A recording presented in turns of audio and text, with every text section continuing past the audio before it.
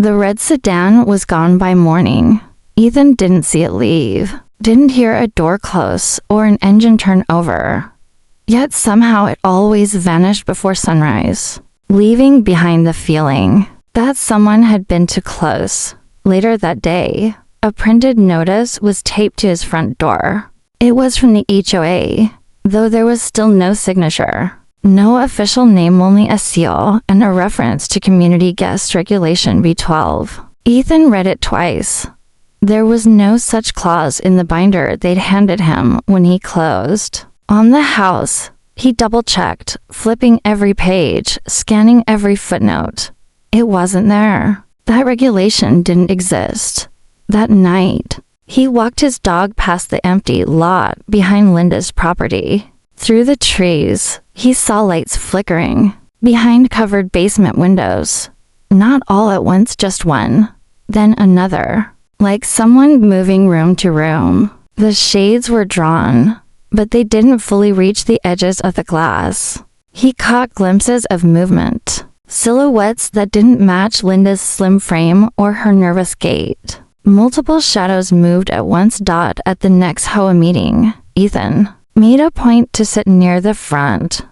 Linda stood at the podium, flipping through a file folder, her voice carefully controlled. She spoke about maintaining neighborhood standards, protecting property values, and preventing overcrowding.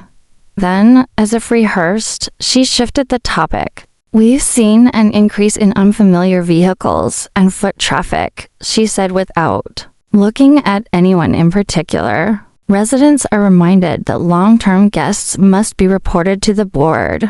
Ethan raised his hand. "Where exactly is that rule listed?" Linda smiled, thin and deliberate. "Section B12, Homeowner Regulations." "I've read the binder. That section doesn't exist." There was a pause. Eyes turned to Linda, then to Ethan. For a split second, her mask slipped. Her fingers tapped once against the folder before she replied, "It's pending inclusion. We're fast-tracking some community protection protocols. And in the meantime," Ethan asked, "it's in everyone's best interest to comply," she said, moving on. Ethan stayed after the meeting, speaking quietly with a couple who had lived in the neighborhood for 3 years. They admitted Linda had pushed similar temporary rules before. One had been fined for hosting his niece over spring break. Another was told to report when his adult son visited from college. "She only enforces them on new residents," the man said, "especially the ones who ask questions." When Ethan returned home, a warning tag was hanging from his mailbox flag. "Final notice, unregistered guest activity." There was no date, no fine listed. Just bold red letters and another reference to Section B-12. Ethan had seen enough. The next morning, he took a slow walk through the neighborhood with a small pocket notebook. He noted addresses, watched for odd routines. A delivery van stopped at Linda's home around noon, but the driver didn't bring anything to the front door. Instead, he carried 2 large bags to the backyard gate and entered. He left 5 minutes later, wiping his forehead with a towel. Ethan made a note. He didn't want conflict, but something about this felt rehearsed, as if Linda had built a system where rules didn't exist until she decided they did. And the more he pushed back, the more pressure seemed to come his way. That night, he rewatched the camera footage from his porch. The red sedan had returned. This time, it idled longer, and someone stepped out just briefly before sliding back in. It wasn't Linda. Whoever it was, they weren't watching the neighborhood. They were watching him. Ethan didn't sleep much that night. His thoughts kept looping between the red sedan, the missing regulation, and the flickering lights beneath Linda's house.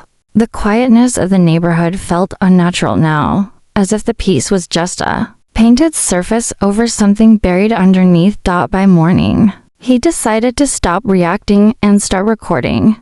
He purchased a compact motion-activated camera and tucked it inside the tall planter beside his porch. It faced the street, just enough to catch any foot traffic or vehicles that lingered too long. He set a second one in the backyard, pointing through the fence toward Linda's property. If she wanted to play watchdog, she'd have to deal with being watched. Later that day, he drove to the county record's office. It was the kind of place that smelled like copier paper and old carpet, where the front desk assistant barely looked up. Ethan filled out a request for public property information and waited at a table while someone retrieved the files. When the documents arrived, he went straight for the one on Linda Carr's residence. The property was listed as owner-occupied, but one name caught his attention: Margaret Sloan on the utility accounts. She wasn't listed anywhere in the HOA documents, nor had Ethan heard that name mentioned before. Stranger still, the utilities had been under Margaret's name for almost 2 years. Despite the ownership remaining under Linda's, he jotted the details into his notebook. Something wasn't right. That evening, a man in a faded baseball cap walked down the sidewalk near Ethan's home. He wasn't part of the usual neighborhood rhythm. Ethan watched from the window as the man passed, glanced toward Linda's house, then circled around the block and returned. On the second pass, he lingered near Ethan's mailbox. A moment later, he pulled a phone from his pocket, snapped a photo of the front of the house, and kept walking. Ethan waited until the man was gone, then stepped outside. Nothing had been left in the mailbox this time. No notes, no tags, just silence. Back inside, he reviewed the footage from the porch camera. It had captured the same man passing 3 separate times that afternoon. One clip showed him walking around the red sedan, checking something on the front tire before getting back in. There was no license plate on the front bumper. Ethan paused the video and stared at the screen. The driver was changing. The next day, while the neighborhood remained quiet, Ethan walked the perimeter of Linda's property. From the sidewalk, he could see the shadows behind the hedge. There was a narrow path between her house and the fence that led around back, though no one ever seemed to use it. He circled once, slow and casual, then passed through the alley on the far end. That's when he spotted it. Behind Linda's garage, hidden from all street angles, was a second door, unpainted and old. It had a keypad lock above the knob. The path to it was well-trodden. The dirt hardened into a narrow trail. Beside the door sat a folding chair and a cigarette butt container nearly full. Someone had been coming and going frequently. Ethan returned home and checked the second camera's footage. The frame barely caught the rear of Linda's property, but just after midnight the night before, the infrared flickered. A figure moved along the fence line and disappeared behind her house. He leaned forward. The timestamp read 12:41 a.m. Whoever it was hadn't turned on any lights. Ethan closed the video, sat back, and stared out into the dark. Linda wasn't just overstepping her whole authority. She was hiding something, and now he was watching her closer than she realized. 2 nights later, the camera caught the same figure again. This time, the person wore a hood, moved slower, and carried a small duffel bag.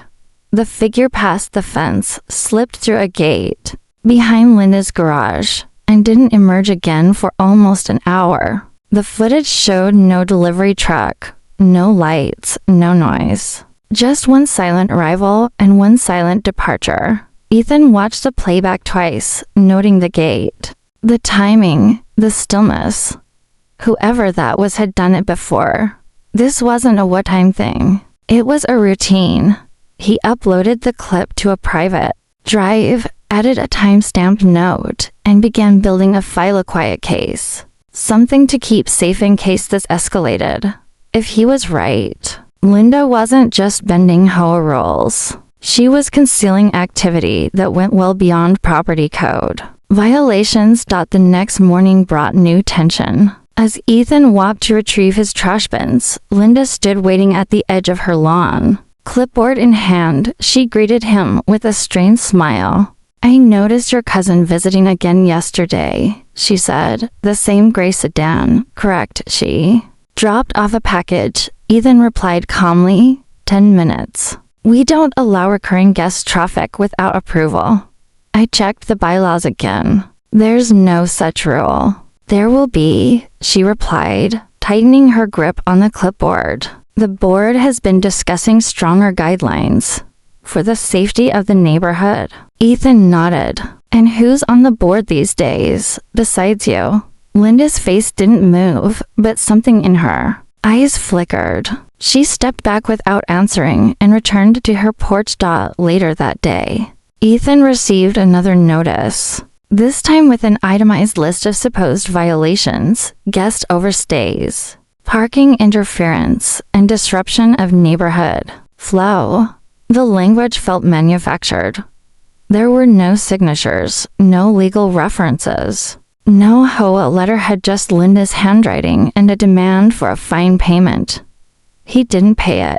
Instead, he waited until dusk and took a walk with his camera, phone in hand. He passed Linda's house slowly, pretending to scroll while angling the lens just right. Through a gap in the hedges, he caught sight of a man standing just inside the side door. He wore a collared shirt, jeans, and heavy boots. His face was unfamiliar. He wasn't a neighbor. Ethan circled back and positioned himself on the corner across the street. From there, he had a view of the alley behind the property. Within 20 minutes, another man emerged from the hidden door. This one wore a backpack and moved fast. He slipped through the alley and disappeared toward the next block. No car, no ID badge, no noise. Just a shadow fading into darkness. That night, Ethan watched his footage again. Every movement lined up with the timeline. Late night activity, unfamiliar. Faces, hidden entrances. And always, the daytime silence, Linda issuing warnings, threatening guests, feigning concern for order while running something in secret. He started to wonder what was in the duffel bags. Tools, cash, something else entirely. The next evening, a city truck pulled up on the next block. A zoning inspector stepped out, clipboard in hand, and began walking the street. Ethan approached casually, struck up a short conversation, and asked if there had been complaints or inspections in the area. The man flipped through his folder and frowned. "We received an anonymous tip. Something about unregistered tenants. Looks like it's tied to this street." Ethan pointed toward Linda's property, keeping his voice level. "Might be worth checking the garage out back." The inspector raised an eyebrow, nodded, and made a note. Ethan walked back to his house and stood on the porch, heart beating slow and steady.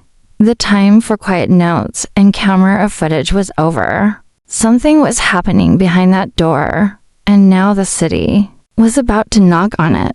The city inspector returned the next morning, this time with a second official and a small white utility van. They parked just past the bend in the road, out of sight of Linda's porch. Ethan watched through a narrow slit in his blinds as the men consulted a clipboard, exchanged a few quiet words, then approached the property from the alley behind it. He expected Linda to emerge when they knocked. She didn't. No one answered the side door either. The inspectors circled to the front. One of them rang the bell. The other one spoke through a small device clipped to his shoulder. There was a pause. Then, for the first time in days, Linda stepped outside. Her smile was thinner than usual, her posture stiffer. She walked out, clipboard against her chest like a shield, and met them at the foot of her steps. Ethan couldn't hear the words, but he could tell from her stance that she was trying to control the situation. Head tilted, chin lifted, her finger pointing toward the street. The inspectors didn't back down. One held up a paper, likely a warrant or a code authorization. Linda hesitated, glanced back at the house, then turned and walked them around the side. She disappeared behind the hedge with them. A full minute passed. Then another Ethan stepped outside, casually walking to his driveway. The red sedan wasn't there, but two unfamiliar faces had appeared, young men standing near the sidewalk, both watching Linda's property with faint tension in their shoulders. Neither of them spoke. They didn't acknowledge him. A noise snapped his attention back toward Linda's house. A door slammed. Then came raised voices. Nothing loud enough to hear clearly, but intense. One of the inspectors stepped out alone, speaking rapidly into his device. Moments later, the utility van's back doors opened and a third man in gloves emerged, carrying a tablet and what looked like an inspection toolkit. They were treating the property like a potential safety violation. Within minutes, the first inspector reappeared, walking out with two men behind him. They weren't dressed like tenants. One wore a maintenance vest, the other a wrinkled t-shirt and jeans. Both looked disoriented, surprised. Even one carried a small plastic bag filled with toiletries. The inspector walked them to the sidewalk and had them sit on the edge of the curb. Linda stood frozen on her porch, arms stiff, lips drawn into a tight line. She didn't speak to them. She didn't look at Ethan either. Ethan slowly approached the group, staying on the other side of the street. "What's going on?" he asked, tone casual. The inspector turned toward him. "Do you live here?" "I do." "Do you know if this residence is zoned for multiple occupancy?" "Pretty sure it's single family," Ethan replied. "That's what the HOA is always telling me." The inspector nodded, glancing back at the house. "Then we have a problem." Over the next hour, more details came out in hushed tones and clipped reports. The converted garage space was divided by thin drywall partitions, illegal renovations with no permits. There were cots, a microwave, a space heater, no ventilation, no lease agreements. No formal records. Linda tried to argue, said they were friends in need, claimed she was doing them a favor.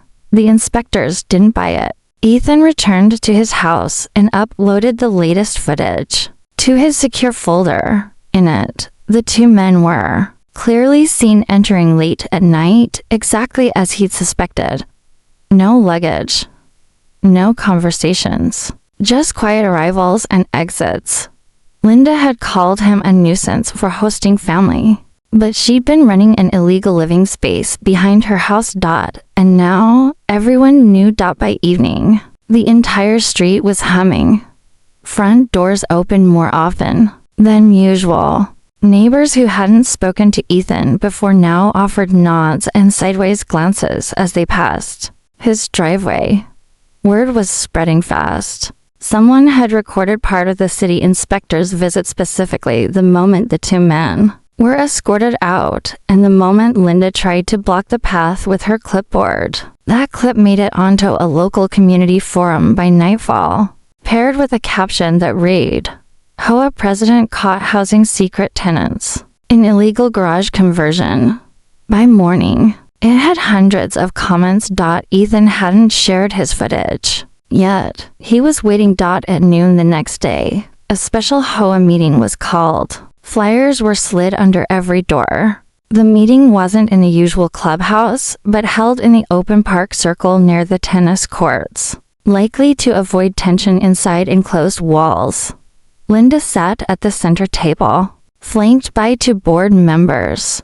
Neither looked comfortable. She didn't speak right away. She just scanned the group as more residents arrived, some in folding chairs, others standing, arms crossed. Ethan stayed near the back, silent. One of the board members opened the meeting by acknowledging the recent inspection and disturbance on the Carr property. He referred to the city report in vague terms, noting a zoning violation, but avoiding any words like tenants, rent, or unregistered occupancy. It was clear they were scrambling to soften the blow. Then Linda spoke. Her voice was calm at first. She said the men were friends of a family member going through a hard time. She said she offered temporary shelter out of kindness. She denied any exchange of money, denied knowledge of zoning violations, and insisted that Ethan's claims were based on personal grudges. Ethan stepped forward before they could move on. He didn't raise his voice. He didn't accuse her. Instead, he played the footage. He had compiled a single, short clip showing 6 separate nights. The same two men entered from the alley, carried bags, and stayed inside until morning. The time stamps were clear. The footage quality left no room for doubt. A collective silence fell over the park as the video ended. Then he spoke. These weren't house guests. They were paying tenants. And Linda threatened me for having my sister visit for a single night. She posted anonymous fines, cited fake rules. All while hiding this, he stepped back. No one interrupted him. One neighbor spoke next, an older woman who admitted she'd once paid Linda a small fee to dismiss a violation about her granddaughter's car parked overnight. Another neighbor said he'd received repeated threats about visitor logs, but only after refusing to donate to the HOA landscaping fund Linda had pushed. The pattern became obvious. Linda hadn't just run a hidden rental. She'd weaponized her position to distract from it. By the end of the meeting, someone called for a vote. The board members tried to delay it, but the crowd didn't wait. Hands went up. The count wasn't even close. Linda was voted out effective immediately. She stood slowly, packed her clipboard, and left the meeting without a word. She didn't look back. That night, Ethan sat on his porch, watching the empty street where the red sedan once parked. The silence felt different now. No hidden rules. No veiled threats. But the story wasn't over, because as the sun dipped low, a man in a gray hoodie passed through the alley and disappeared behind Linda's house. Just like before, and she didn't live there anymore. Ethan didn't sleep that night. The man in the hoodie hadn't come out again. The camera caught him unlocking the same back door behind Linda's garage, stepping inside without turning on any lights. Hours passed, no movement. But Linda had been voted out. She wasn't supposed to be involved anymore. So who still had access? By morning, Ethan went door to door, speaking to neighbors who had stayed quiet during the meeting. Many still looked cautious, unsure if it was over or if there might be some hidden retaliation from whatever remnants of the old HOA board remained. But when he showed them the video footage time-stamped, motion triggered, they began to talk.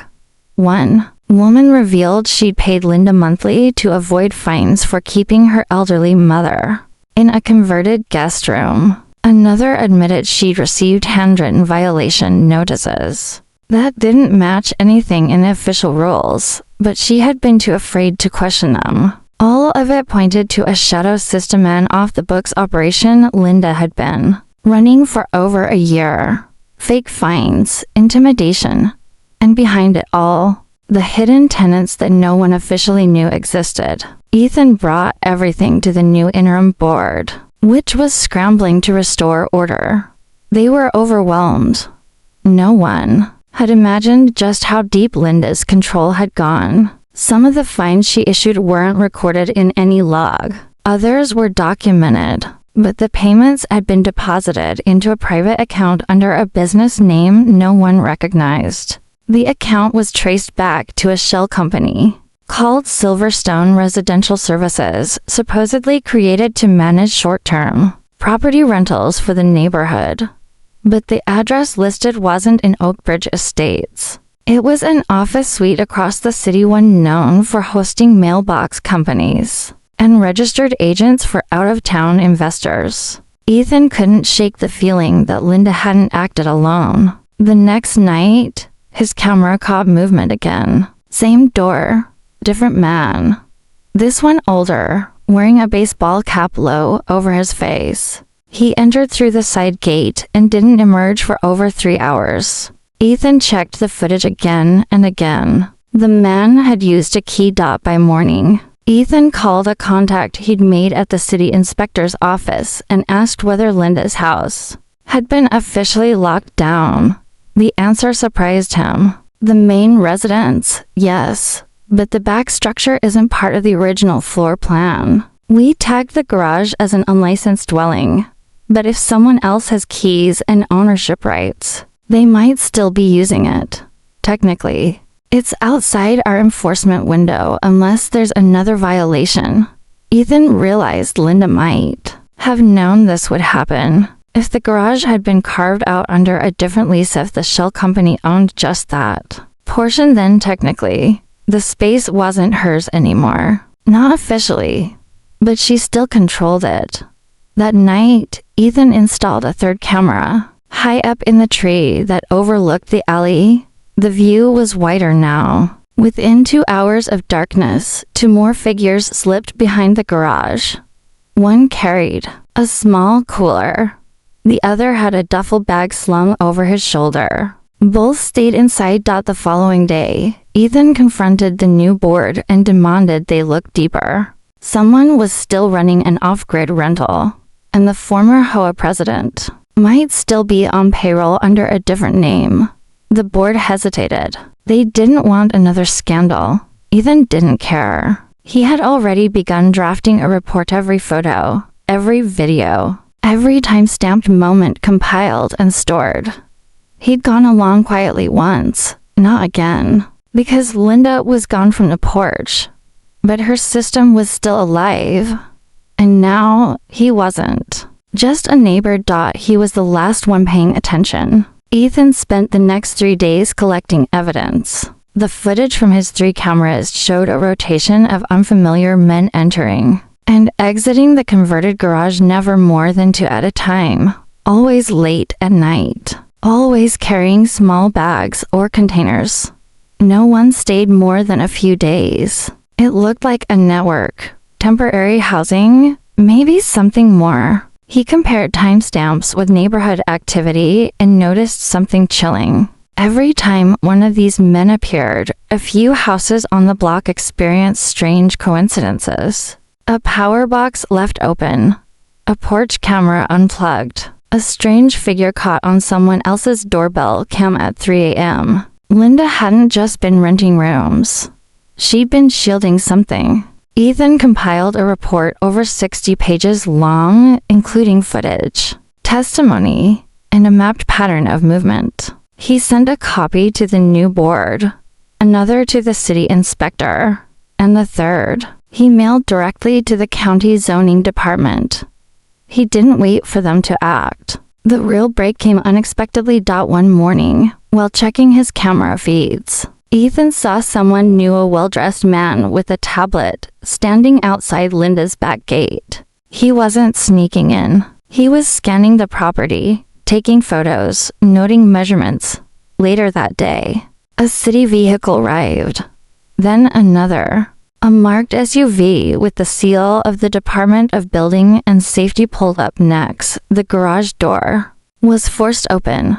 Inspectors entered with flashlights and clipboards. Within minutes, one of them emerged, speaking rapidly into a radio. Ethan watched from his upstairs window as 3 men were let out.